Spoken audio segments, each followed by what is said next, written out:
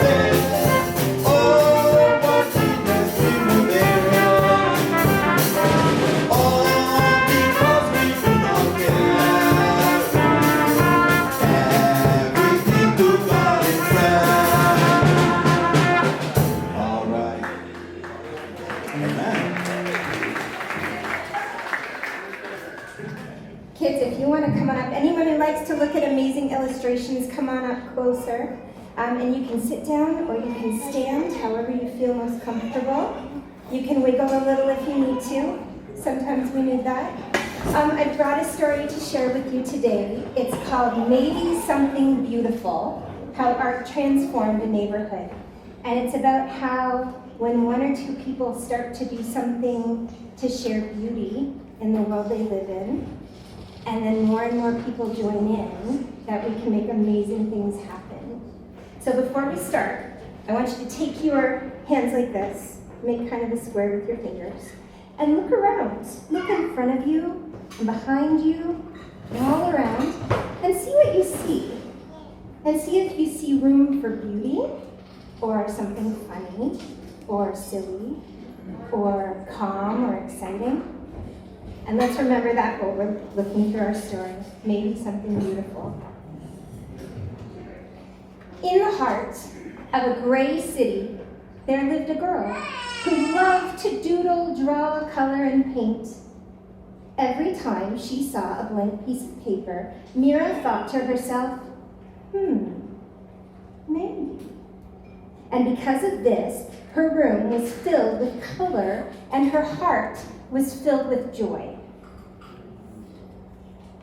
On her way to school one day, Mira gave a round apple to Mr. Henry, the owner of the shop down the street. She gave a flower to Miss Lopez, the lady with the sparkling eyes. Have you ever made a picture for someone? She gave a songbird to Mr. Sachs and a red heart to the policeman who walked up and down the streets. On her way home, Mira taped a glowing sun onto the wall, hiding in the shadows. Her city was less gray, but not much.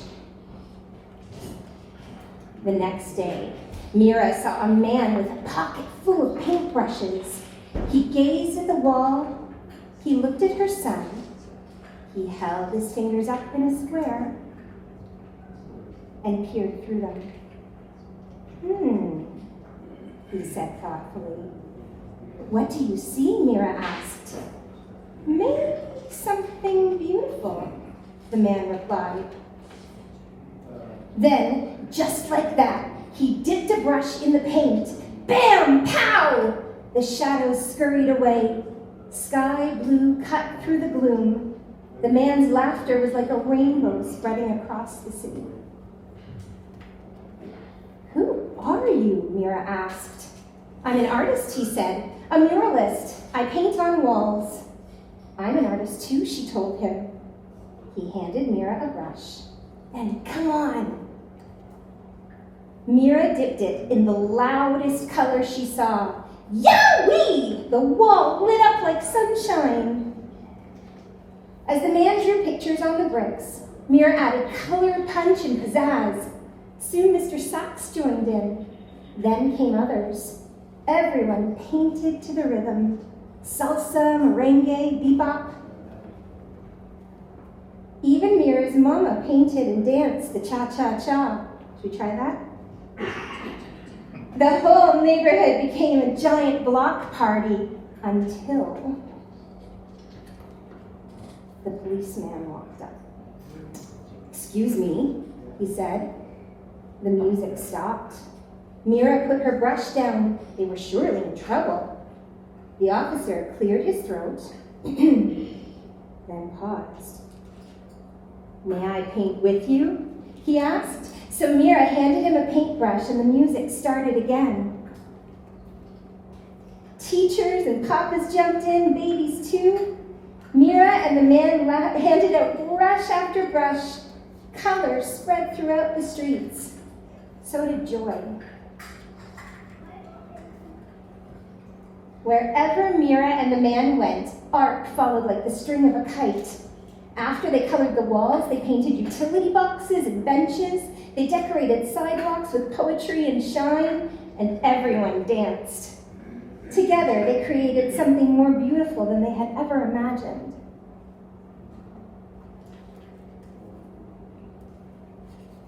Just imagine. When their clothes were splattered with a million colors, everyone sat down to rest, except the muralist. His eyes sparkled.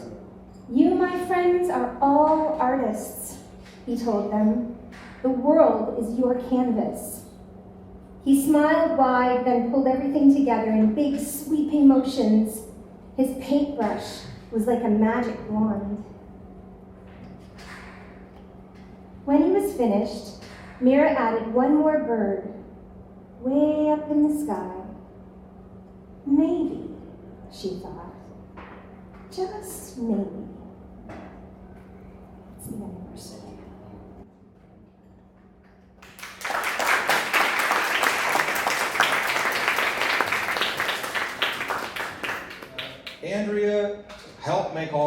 happened. In fact, she was the one who picked up all the coffee and the tea and all of that good stuff. So give Andrea a hand for making this moment happen. And she's going to come up and ask her the next set of questions.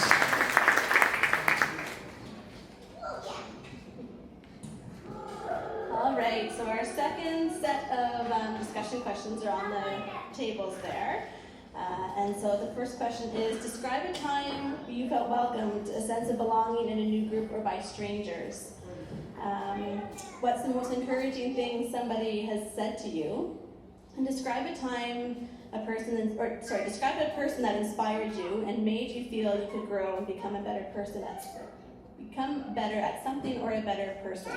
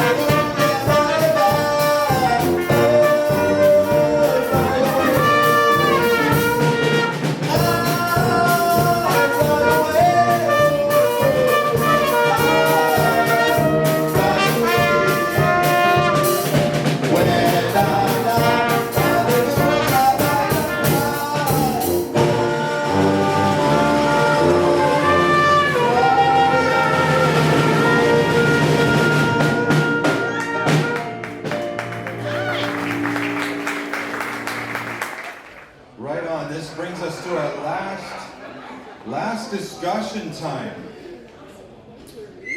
Questions. Why is community important? And we're wondering if you could, as a group, a table, come up with a few words that describe why community is important. That would be great. And if someone has a pen or a pencil, there are lots of crayons available if you need them.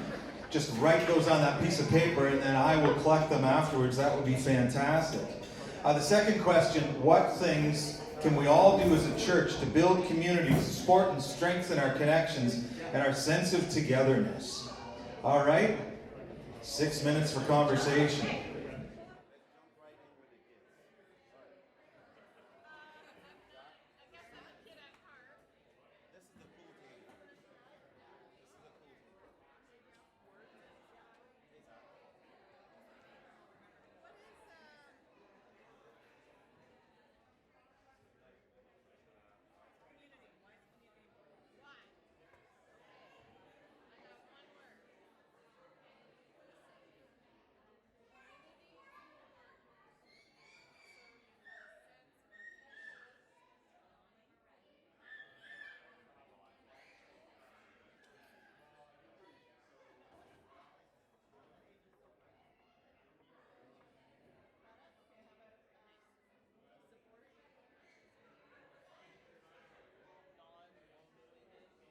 Best thing to keep community together and get us together, that's music, and that's singing together, that's being together, that's praying together, that's doing things together.